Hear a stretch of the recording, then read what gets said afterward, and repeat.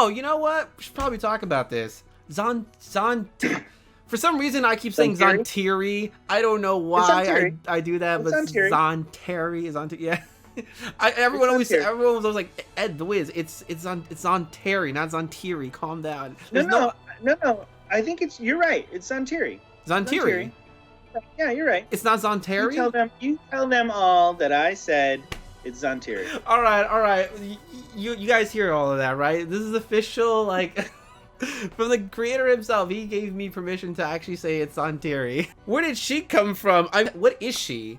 Because I know, like, we had that like 1,000-year origin thing, and we see her as like kind of an old lady, but then she would like, is she a human being? Is she a monster? What? Now I'm really confused. She's a demon. Like her wording, she's like, oh, sometimes I'm a warlock, sometimes I'm a storm. I'm like, what are you? Now I'm confused. I think originally she was a human that just lost her way, and between her and Demanitus, they found an impasse in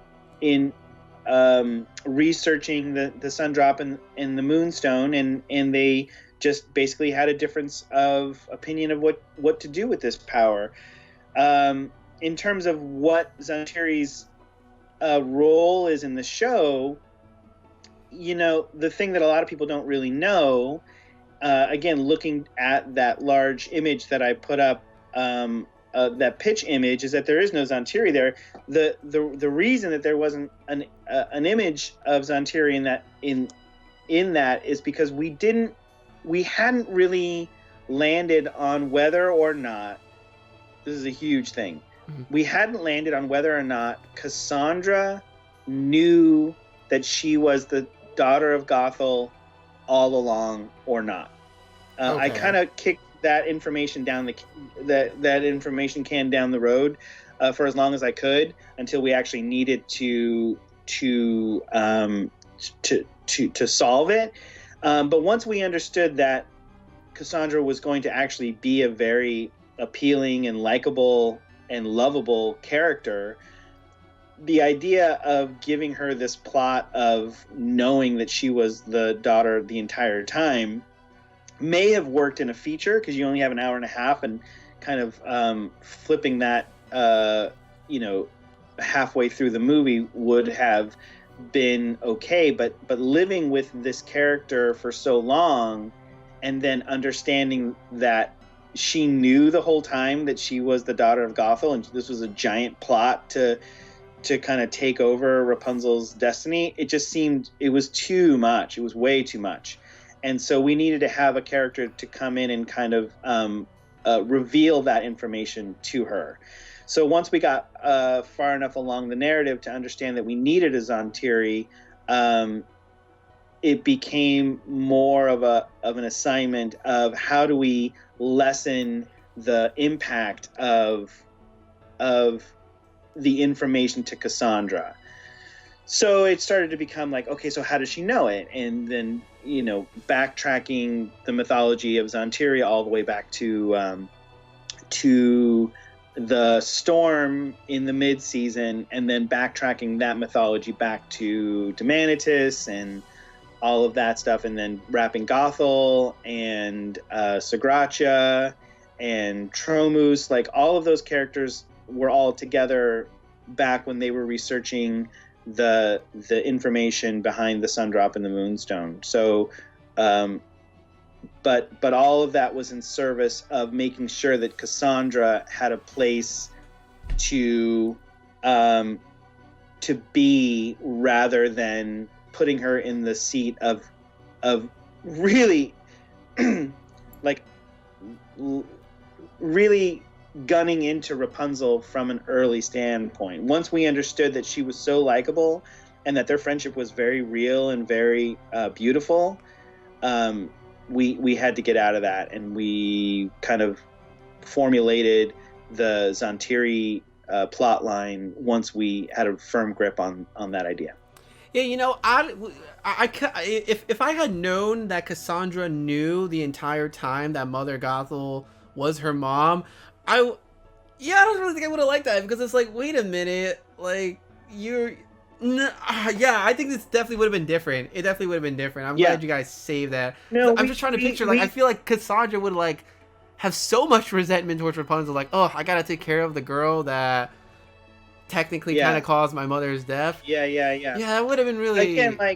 Again, that probably would have made more sense. And I think, again, like, we were thinking about this in terms of, like, a feature, like, thinking about it like a single feature in terms of the large arc. Mm-hmm. So once we understood that we were, again, this is my first time running a show, so I'm not a pro at this by any stretch. We knew where we wanted to go with the character, but once we understood that, because again, like in the beginning, Cassandra wasn't a character; she was just a name. She was just a kind of a plot device to kind of put, And I'm talking the very, very, very beginning when we're just developing this thing. She was just a way to kind of push, again, Rapunzel towards an end, right? Mm-hmm. So once she starts transforming from kind of this like icon of a plot device into an actual like likable, lovable best friend, we all looked at each other and knew immediately, like, she can't know. She's too cool. Like, she's too amazing of a human to have known this entire time. So that's when kind of the plot really started to be kind of written and figured out. But it was still really early. Like, it was way before.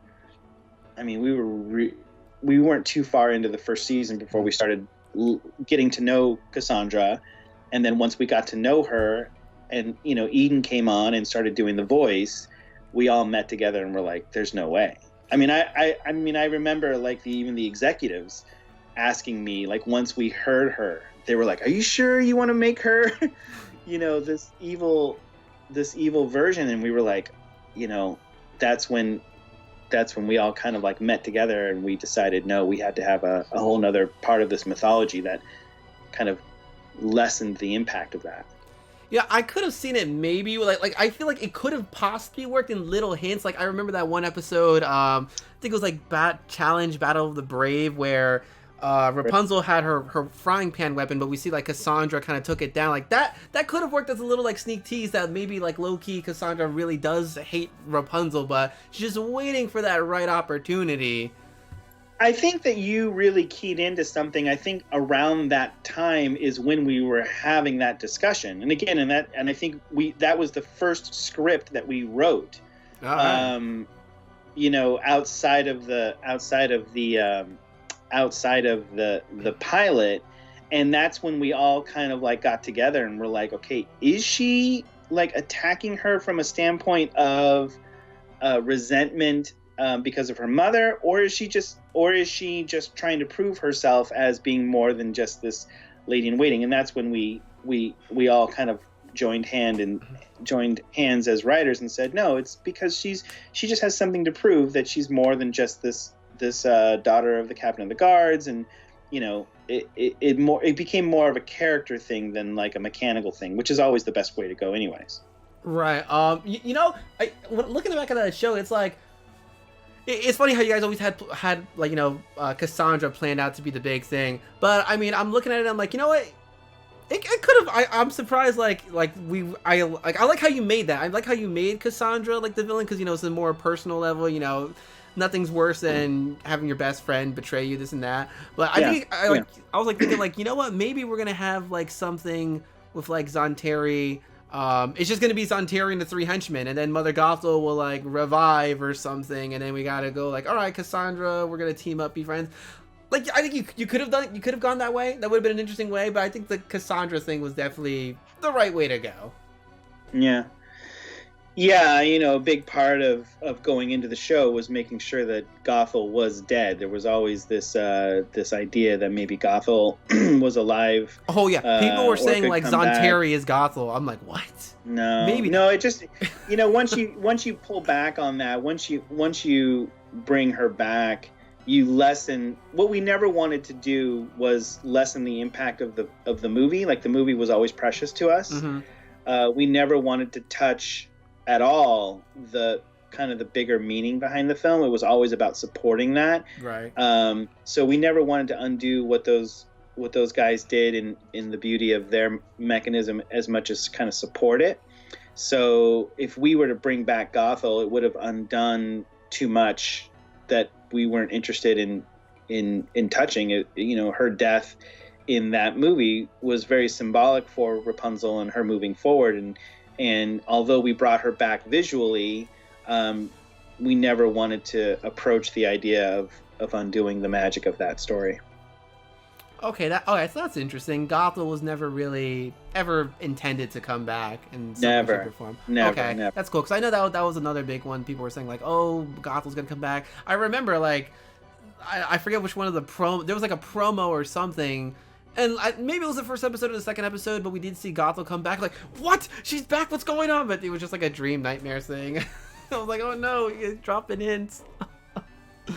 But Zahn Tiri, I guess, was ultimately a pretty big plot point too, then, to get Cassandra, to get that whole reveal thing. I guess, what I'd ask now though is Zahn Tiri knowing about Cassandra's backstory. How did she know that? Was like, yeah, how did she know that Mother Gothel abandoned So I think her? The way that we addressed that was in the House of Yesterday's Tomorrow. So once the characters got into the House of Yesterday's Tomorrow, there was a sense that that house had a way of getting into your mind.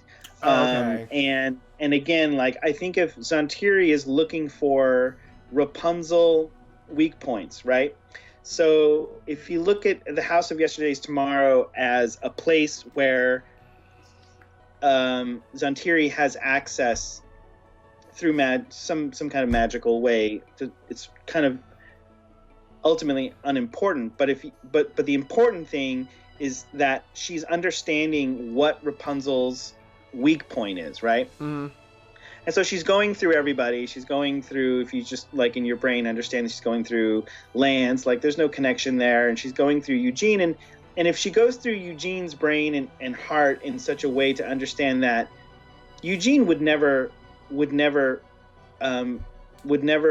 turn on Rapunzel. Right. He's just too true to her. And I think Zahn Tiri knew that. And so once Zahn Tiri finds the person, so if you look at the plot as Zahn Tiri's trying to get a hold of not only the sun drop, but the moonstone itself. Right. The only way that it can do that is by flipping somebody. Right. And the only person that she can get to is Cassandra and her insecurities, because Cassandra is very powerful on the inside, but she's very vulnerable.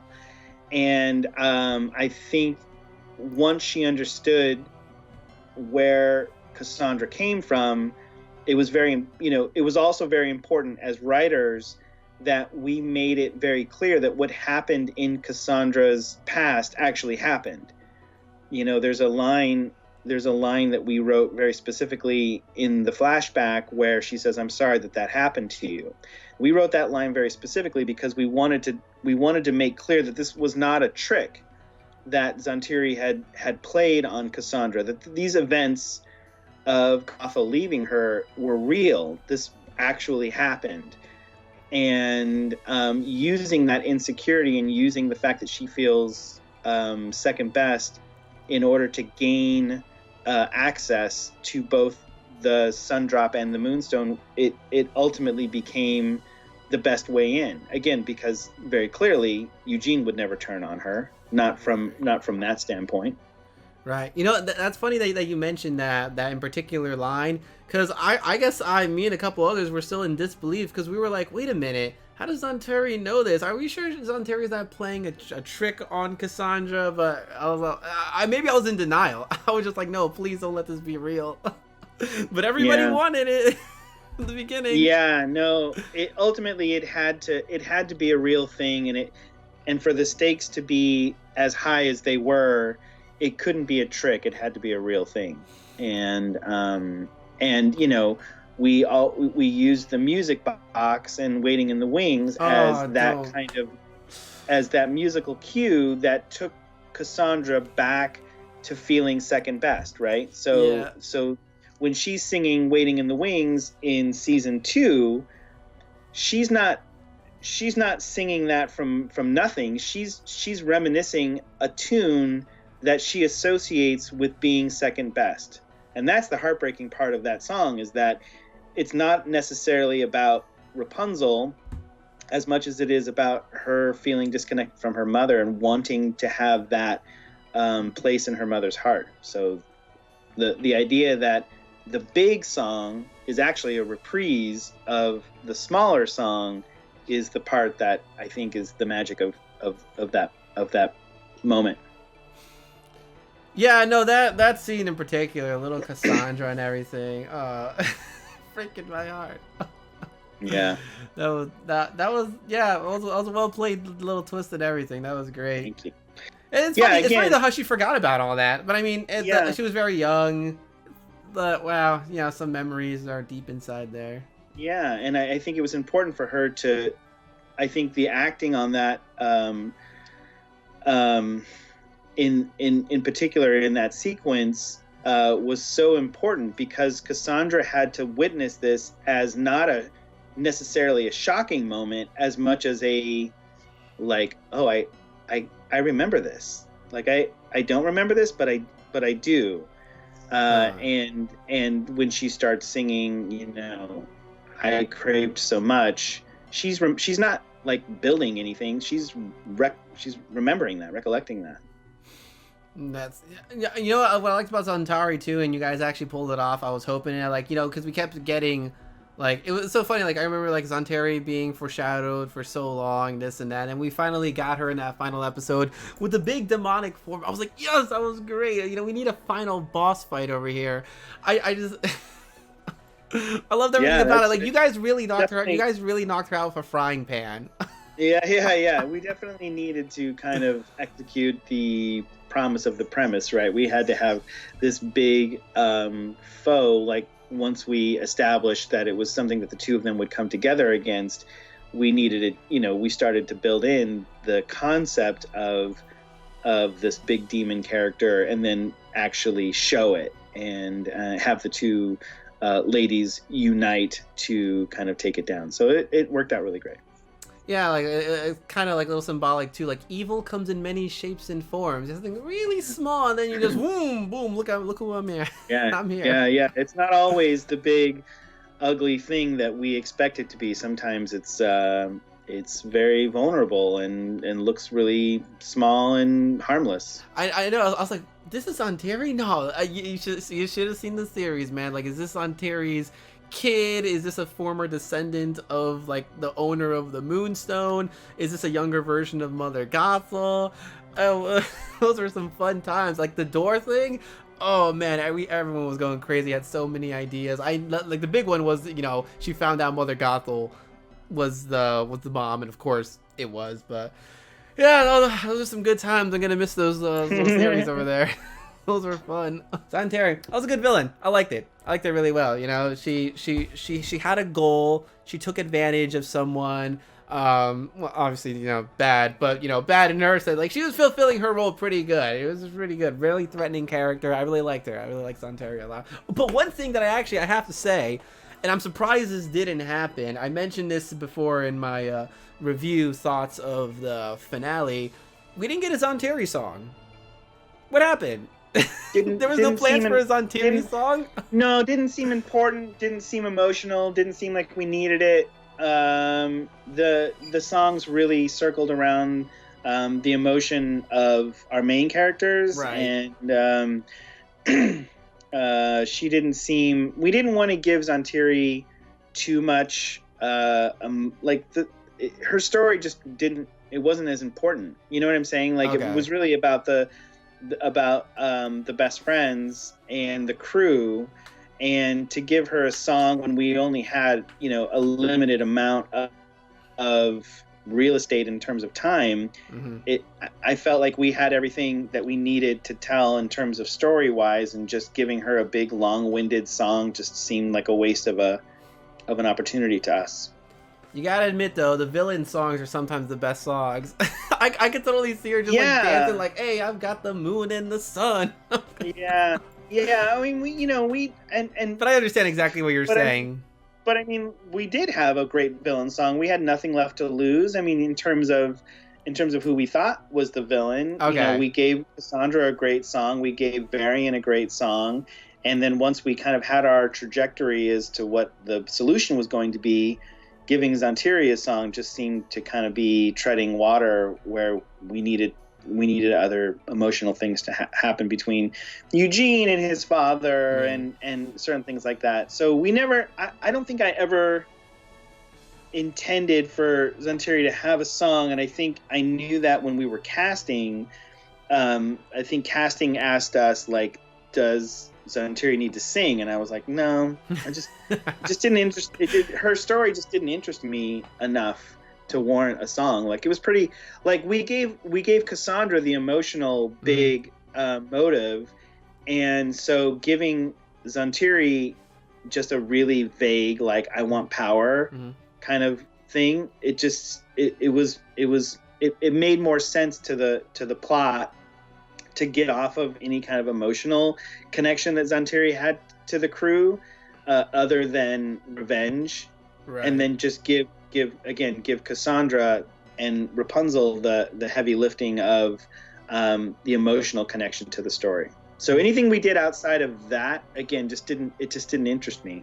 Okay, I understand that, because I'm like, I would have actually liked to have seen, like, I know we got that the little flashback thing. I would have actually liked to have I'm going to assume this was the reason, though, because, like, you know, Demantus said he had the 3 disciples, Gothel, Sugarby, Matthews, but then they turned against him and joined Zahn Tiri. I guess it was just for power, too. I mean, Gothel is a pretty selfish person. So yeah, I guess you can kind of, like, I guess we can figure that out. We don't really need to see it. Yeah. I mean, it just didn't further, again, like, we had backstory for a lot of that we could have pumped into it, but it just didn't seem, again, like, once you have such a large presence of an emotional story that people are invested in terms of Cassandra and Rapunzel and Eugene, and kind of, again, like the fun of Varian, and, like, once those things are in place, and then we're going to start telling a story about this ancient, like, rivalry, it just didn't seem important until it did. Like, if it became important to the plot and to the emotional plot, like, you know, in season 2, when we get to the Dark Kingdom, there's that backstory of the farmer and his son who both who discover the Moonstone, and then the castle was built around that. I mean, there was a big narrative that we had come up with around that story, but it didn't really matter. It became this plot point to get us to Dad and Eugene and the castle, and you just kind of have to move through these things to get to what's important. True that. I hear you. The creative decisions we all must make. Yeah, there's a lot of things that we left on the editing floor and on the writing floor, and there were so many things that we had to cut that we didn't want to cut, didn't you know, we felt connected to, but ultimately it just became this idea of what was important and what could we execute against and what made sense to the plot, and those things. They're a lot of times really hard decisions to make, but important ones. Gotta show off those deleted scenes. Someday maybe. That'd be great. I won't say die, you won't ever